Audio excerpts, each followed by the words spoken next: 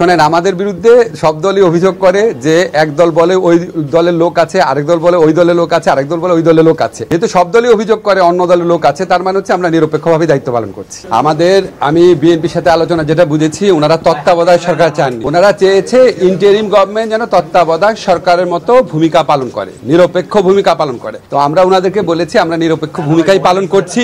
নিরপেক্ষ ভূমিকা পালন করার জন্য প্রধান উপদেষ্টা এমনকি অ্যাসুরেন্স দিয়েছেন যে এখন জনপ্রশাসন বা অন্য কোনো জায়গা বড় বড় বদলির ব্যাপারটা উনি নিজে দেখবেন। তো বিএনপি তত্ত্বাবধায়ক সরকার চাই এটা বলে নাই, বলেছে ইন্টারিম সরকারকে তত্ত্বাবধায়ক সরকারের মতো রোল পালন করবে। এটা বলতে তত্ত্বাবধায়ক সরকার আমাদের একটা নিরপেক্ষ ভূমিকা চেয়েছে, ওটা তাদেরকে অ্যাসিওর করা হয়। নির্বাচনকারী সরকার ছোট হবে টবে নাকি এই ধরনের কোনো দাবিও কোনো মহল থেকে উত্থাপিত হয়নি।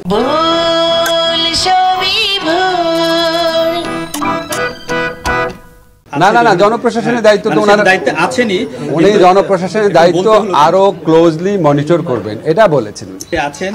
আমি এই ব্যাপারে কমেন্ট করার মতো জায়গায় নাই। আমি জনপ্রশাসনের দায়িত্ব না। আপনাদের আর কোনো প্রশ্ন না থাকলে আমি যাচ্ছি।